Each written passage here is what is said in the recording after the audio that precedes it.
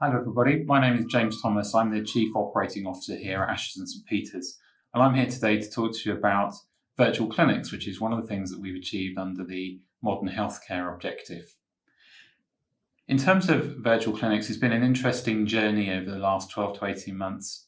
So about 18 months ago, 12 months ago, we had a strategy to develop virtual clinics in the organisation.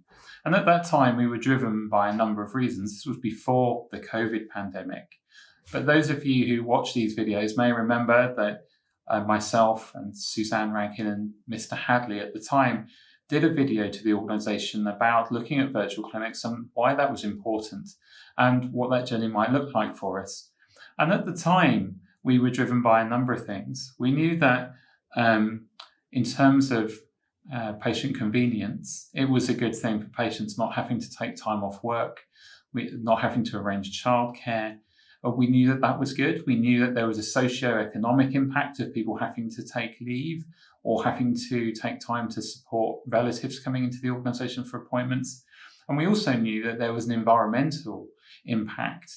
And there's a statistic that around 20% of the traffic on the roads, on Britain's roads, is NHS related, of which outpatient appointments are a part. So there were a number of reasons at the time for us going on this particular journey. And before COVID, we were looking at about 4% of our trust activity of outpatients, which is about 40,000 appointments a month.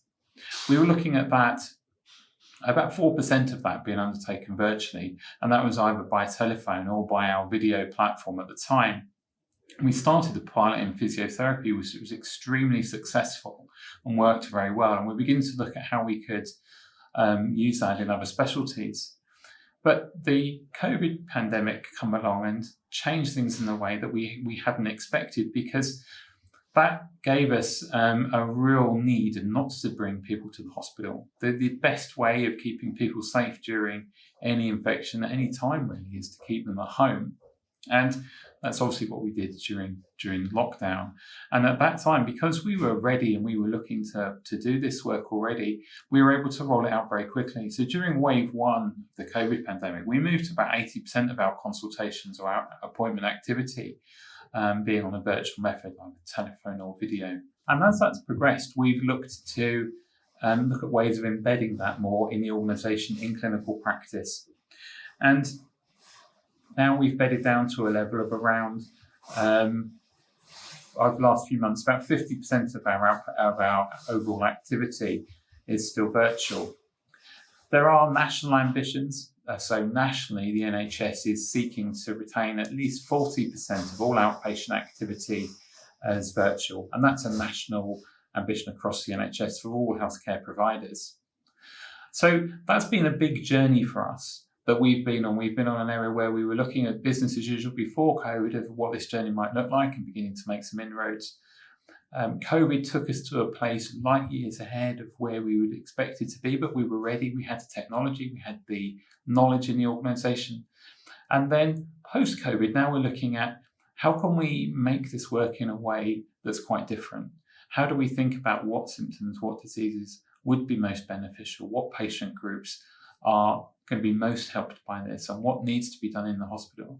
What are the psychological impacts, both to the patient and to the doctor and the clinicians of undertaking clinics remotely or virtually like this? So there's a lot now, there's lots of research going on that there hasn't been before. There's more papers than I've seen before.